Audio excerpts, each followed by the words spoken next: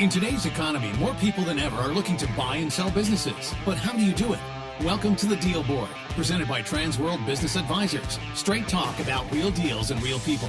Listen to stories, interviews, and expert advice to help your business sale, merger, or acquisition process.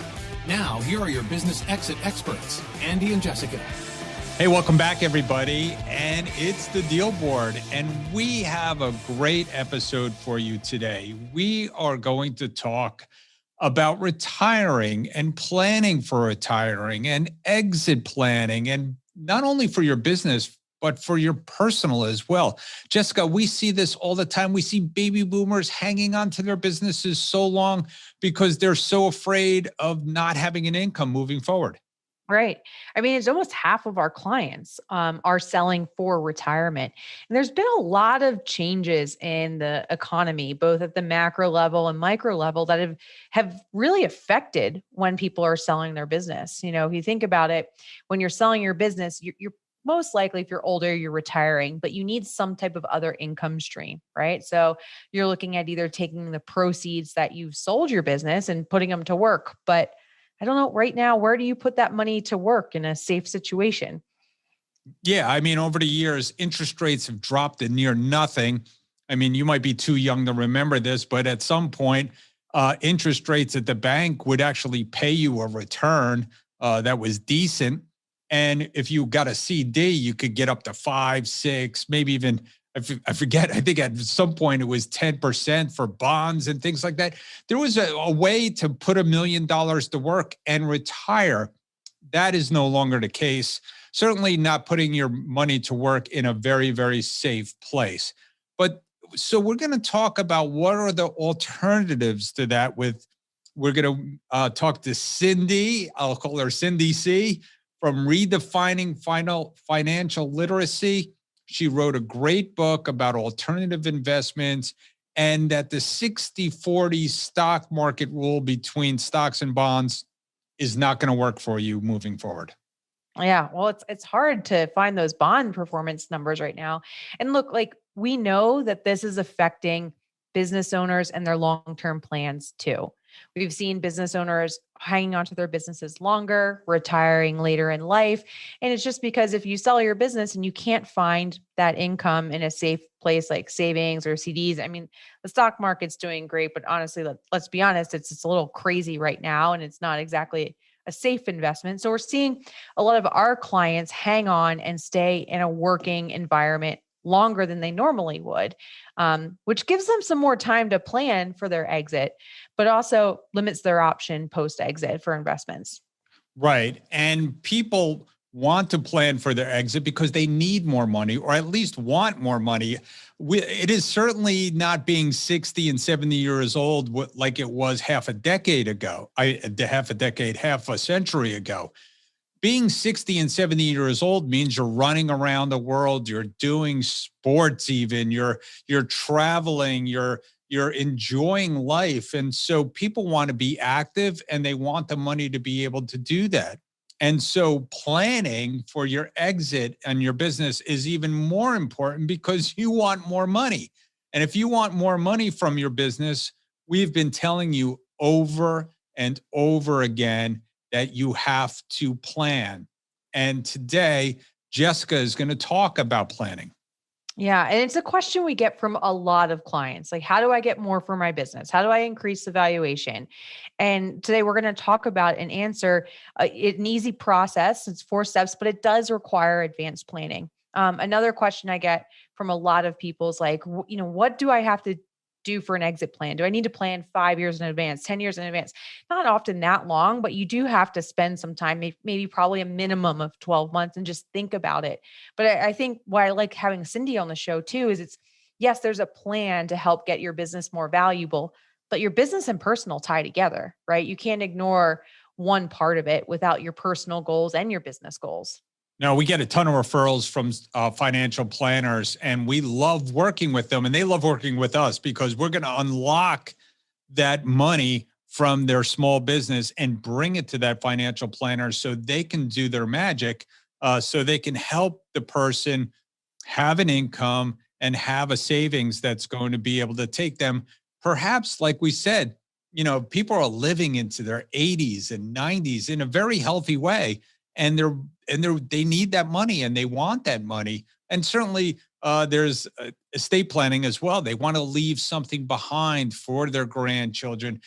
Every generation wants to see the next generation do better and have more and have more opportunities. I know when my great grandparents left Italy, they left because they wanted their grandkids and their kids to have a better life. And I just want to salute them because we are. I mean, it's an amazing thing. So people want to continue that legacy, and planning is what it takes. So that's what we're going to talk about today. We're going to talk about long-term planning. We're going to try and get in your heads and get you to think about what is the long-term plan for your business? What is your retirement plan? And what is your goals? And even just having that concept in your mind and that conversation personally with yourself or with a spouse, that's the first step. So hopefully between these two interviews, we're giving you some really good tactical things to think about and work on in your goal setting. Yeah, it's a great show, and it's a great time to start thinking about your eventual exit. Let's get to it. Let's do it. Transworld Business Advisors is the world's largest business brokerage and mergers and acquisitions firm with over 500 brokers in nearly 200 offices worldwide. Transworld's team handles thousands of business sales every year. To be connected with a qualified business broker or learn more about the buying and selling process, visit tworld.com/the deal board or call 888-719-9098. Everybody, welcome back. And we were talking a couple episodes ago about growing your business and selling it. And we got into the conversation about how to prepare your business for sale. And, Jessica reminded me that she has a whole program for this. It's called Prep to Sell. It's a great program, and we highly encourage anybody who's thinking about selling to go through it. But Jessica, let's talk a little bit about Prep to Sell, because we kind of led into it last time. Yeah. And it's a great program, Andy, honestly. And it's offered through most of our Transworld Business Advisors offices throughout the country. So if you're interested, you can learn more from them. But as we were doing deals in our office, we were noticing a lot of business owners would come to us and they would want to sell or need to sell right away. And we weren't able to get the value that they deserved, or sometimes even unable to sell the business just because they didn't really understand how the process worked and they missed some key components, right? So we always talk about, you want to increase the value of your business, but also the likelihood it could sell. And there are some significant deal killers. So in our office, we came up with this program, Prep to Sell, basically just pulling back the curtain and saying, this is what you need to do to get the maximum value of your business. And working with those business owners over usually 1 to 2 years in advance of a sale. Yeah, that's all it takes. I mean, really, we see these things that are fatal mistakes that are made by sellers that will cause the business not to sell. And we've all heard the statistics before. Only 1 in 5 businesses sell, or 2 in 5 businesses sell. And that's usually a result of 2 things. Number one, unrealistic expectations of price and terms. But the other one is one of these issues that will prevent a buyer from buying, and it makes the business unsaleable. And if the seller only has a certain amount of time left, time is clicking because of health, time is clicking because of retirement, then they'll wind up selling for a lot less. So what you're talking about is perfect to lead into your Prep to Sell program. Yeah. And we talk with the clients and we kind of take them through a 4-step process. So first, I think it's very important for all business owners to understand what their company is worth. I know there's lots of articles and information on the internet about how to value businesses, but we all know that everything on the internet is not true, right? Yeah. And sometimes having a business broker, an advisor, do a deep dive into your business and identify what's it worth and what are some of those key issues. At least you have a starting point. And I think it's also important to find somebody that's going to tell you the truth, right? This isn't something you want sugar-coated. Like oftentimes when we do these valuations, people aren't necessarily happy with the results. But I think it's better to be unhappy than unrealistic, like you mentioned earlier, Andy. So especially if you have some time leading up where you can make some of these changes and fixes. So once you understand the business value, then we look at what could possibly kill a deal. And in our last episode, a couple episodes ago, Andy, you started mentioning some of these. There's issues like customer concentration, when one single customer is a chunk of your revenue. And people are like, oh, 60, 70%. No, it could be as much as 20% of your revenue could be a customer concentration issue. Is the business transferable, or is like everything in the owner's head? That really makes a deal difficult to sell. And then obviously we talk a lot on the show about books and records, but we look a lot at books and records. We look a lot at the legal aspects of the company and making sure all of that's going to transfer for the buyer. And then once that's done, then we can talk about how are we going to increase the value of the business. And the nice part about working with a business broker or somebody who is in the market is we see what buyers will pay for. So when we're taking people through this prep to sell program, it's not like, I say it's not like Harvard business case studies. It's what are buyers paying for in the market today? And there's some recurring themes that we see that buyers want. Andy, how many times do we get a call from a buyer and they're like, I want an owner absentee business that cash flows and has recurring revenue, right? We hear that all the time. And if I had a dime, I'd be a very rich man. And a lot of businesses don't have that, but it is within reach. And you've seen that, right? Yeah, it's within reach. And I think, owner absentee, it's a process, right? It's a process of delegating and removing yourself. I see with a lot of clients too, they think they're going to have to hire a bunch of people, but sometimes they already have the talent in their own office. They're just not delegating enough. Recurring revenue is another big one we come up against. And people are like, oh, well, do I have to start a subscription model or a membership? And that's not what it is. It's just some type of predictable revenue in the future. It doesn't have to be you develop the new subscription box for HVAC services. I don't even know how you would do that. But, it's just some type of predictable revenue in the future. And we know that buyers value that more and they will pay more for some of those aspects. Yeah, they love that. And for AC companies, I think they do it with replaceable filters, or they have those forever filters. And I know that my guy comes in every 6 months now, and I'm like, how much was that just to pull out anyway? But there are ways to make your business much more sellable, as you're saying. Yeah. So once you identify those, and not, every business doesn't have to apply every different value driver. There might be 2, 3 max that work for a business. That's where we figure out, here's how you solve the valuation gap. And the owner goes to work on that strategy over a year or 2-year period. And the last piece we walk them through, and we've talked a lot about this on the show, but selecting the right team to get your deal done. Selecting the right team with a right business broker, right attorney, right CPA is really going to make or break a deal. And just how much you're going to get for the deal, but also whether it's going to get done or not. Yeah, it's a bad idea to have attorneys and accountants who have never done a deal be on your team. We've seen this kill deals many, many times. In fact, we were talking about it this morning of how many deals out there are just killed because the right people aren't in it. It's a good deal, and people don't realize it's a good deal, and they're getting bad advice. And so we even came up with the term, we want to be the deal doctors. We want to come in and help save those deals. And we have. So it is imperative to put together the right team. We have several deals going on right now, and I can think of a few of them that I'm pretty sure are going to do great because they have the right team. Yeah. Yeah. It really is critical. And all these pieces are critical. And it's not, I don't want to make people think this is like another 40-hour-a-week job of getting your business ready to sell. It's more about having the information and the knowledge and changing your mindset.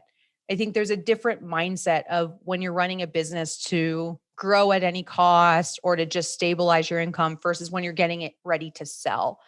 And there's some simple things that we've all known in the industry for years that if businesses can achieve, and some of the examples we've used, recurring revenue, owner absentee, we know we can get them a higher price and we know we're going to have a competitive environment for it. What I just wanted to do was reveal the secrets, right? And help people get to that point, because ultimately it'll cause more small businesses to sell. And if more small businesses sell, it's good for the economy overall. It stabilizes the local economy. It saves jobs. We don't want to see that statistic 1 out of 5, Andy, right? We've always talked like, what if we can get that to 2 out of 5 businesses sell, or 3 or 4 in the future? That's really the ultimate win for everyone. Yeah, I mean, there's an efficient way for people to buy and sell stock of publicly traded companies, and there should be no difference in small businesses. You should be able to sell your business in an efficient manner if you decide that's what you want to do right now. So we're coming to that point. And to come to that point, exactly what you said, you have to have everything in place ready to go. I mean, if you wanted information on buying a stock in a company, there's all kinds of public information and 10Qs and financials and profiles online, management, reporting.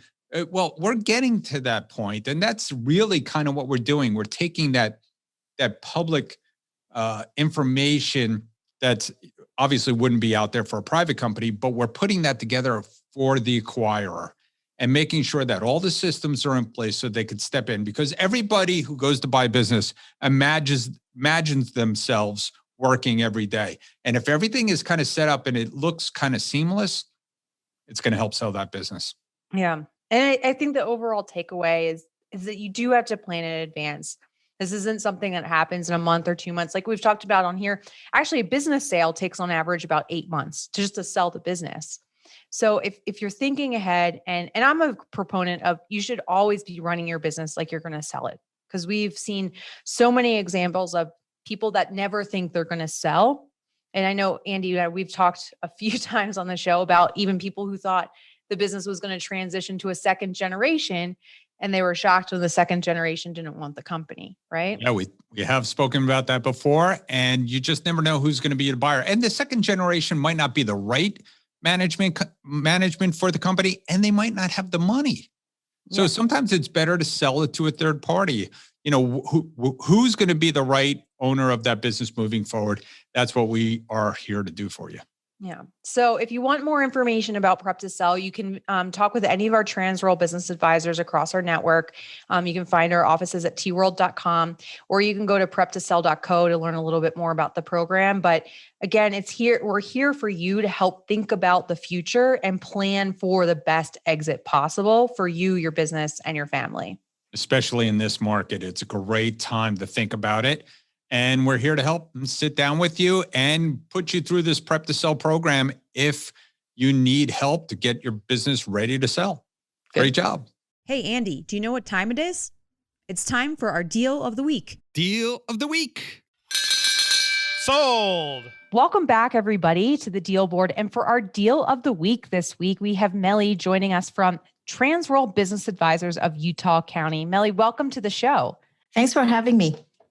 So you recently closed a deal. Tell us a little bit about the business that was sold. So this business is a consignment furniture store, but they also offer new furnitures only about 10%. So about 90% of the offerings are consignment furniture. They have been in business for 20 years, have been doing really great during COVID. And I think they went through the 2004 economic crisis really well too. So this is a very well-established business. Sounds like a great business and great history, 20 years. That's amazing. Most businesses don't survive that long. It sounds like they're still thriving. So tell us a little bit about, you obviously had it for sale. Who was the buyer that was interested in this business and eventually closed on the deal? So the buyers on this business is pretty interesting because the buyers are actually good friends with the owners, but the owners approached us and asked us to help because she said that we couldn't get this going without the help of a broker. So it was actually, so the buyer approached us and say, hey, we're really interested in this business. They got really good offers, very good strong financial background.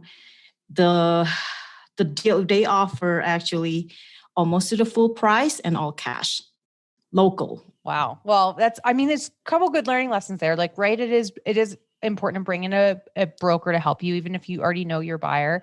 But also that there are still cash buyers out there. And that's always great for a seller too. So it sounds like a good deal for all involved. Let's talk a little bit about the numbers. What was the final purchase price and what was the SDE of the business? So the SDE is pretty close to 300,000.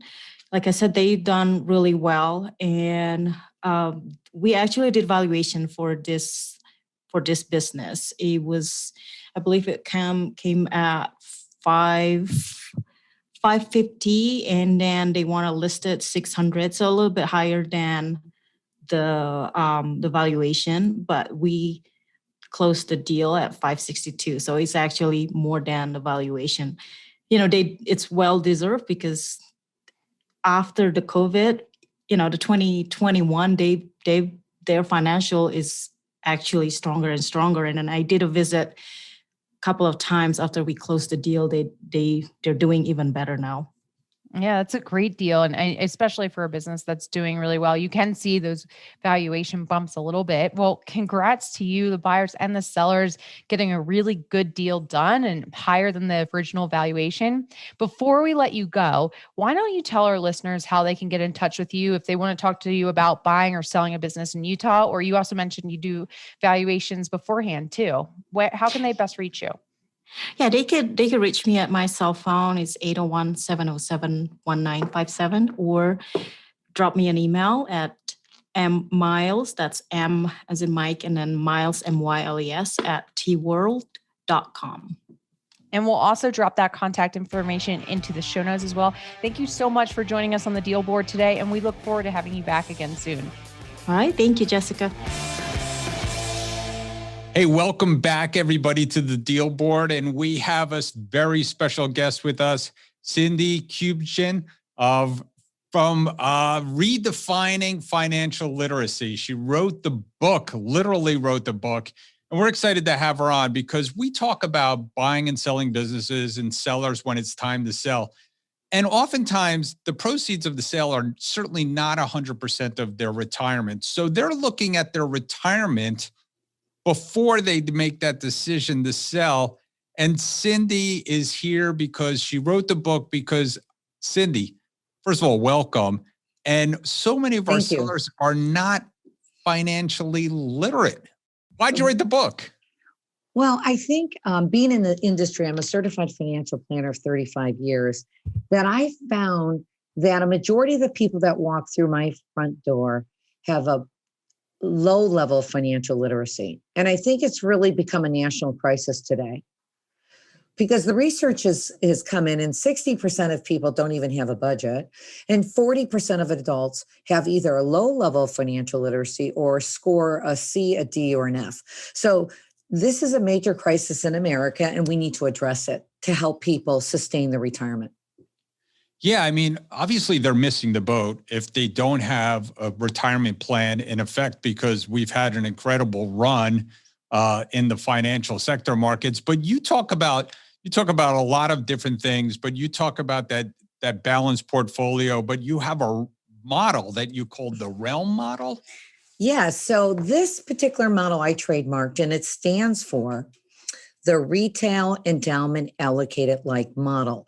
And the reason I gave it that name, because as I evolved over the last 17 years into a more institutional portfolio construction, I wanted to name it similar to what the largest endowments and how they manage their portfolios, because the endowment managers are some of the best managers in the world. And the reason for that is these large managers have actually got a better outcome long-term than being in stocks and bonds. And I started doing that in 2003 because I was 41 years old. The stock market had dropped almost 40%. My seniors were 60 and they're looking at me saying, Cindy, am I going to run out of money? And I thought to myself, I had no control over the market. I don't have control over political or economic decisions that are made in this country, but I could control how I allocated my clients' portfolios. So instead of just going in a stock and a bond model, which some people don't even know what the word stock means or bond, I wanted to add more to the recipe. I felt that if I added more asset classes, such as venture capital, commercial real estate, private credit, would my clients get more income? Would they have less risk? And would they have a better outcome to leave a legacy to their loved ones? After 17 years, I believed that my clients were able to experience some of those benefits. So I said to myself, why are other investors across this country limited to 2 asset classes, stocks and bonds? And in my opinion, and also Susie Orman, Bank of America, Morgan Stanley, they recently came out in the last 12 months and said that the stock and bond model is now broken. And so if that's broken, what do we do as investors to sustain us? Bonds don't pay much interest. We saw the stock market drop 30 to 40% in 10 days last year. Where do investors go? And that is the motivation behind my book. I was passionate enough to get this book out to the public because I am worried about investors running out of money with a 2 asset class model. Why 93% of advisors, or a large majority, I don't know exactly the statistics, still don't know how to build portfolios outside of a stock and bond. So that's another big problem. So, this is where we're at. It took me 3 years, 4 rewrites, hundreds of thousands of dollars to get this book out because I care. I care about the public, and I care about financial awareness. Well, let me tell you something, because you're onto something. Because a lot of business owners and baby boomers are holding on to their businesses. And here's why I think they're holding on to their businesses. Because they don't have a good place to put their money, and they're scared. We've all been through 2001 when the stock market took a tech bubble burst. Yep. 2008, 2009, when it took a housing crisis dump. And then we see the volatility today.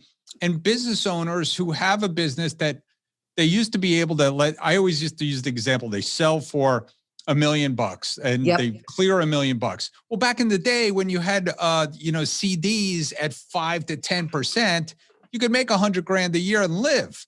Well, where do you put your money now that's not so volatile that you're scared? So this is very timely, especially in today's economic world.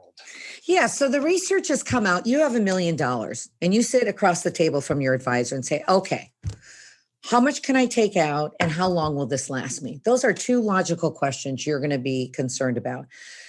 The safe withdrawal rates in the 80s and 90s used to be 4%. So if I had $1 million, 4% of $1 million is what? 40,000. What is it? $3,500 a month.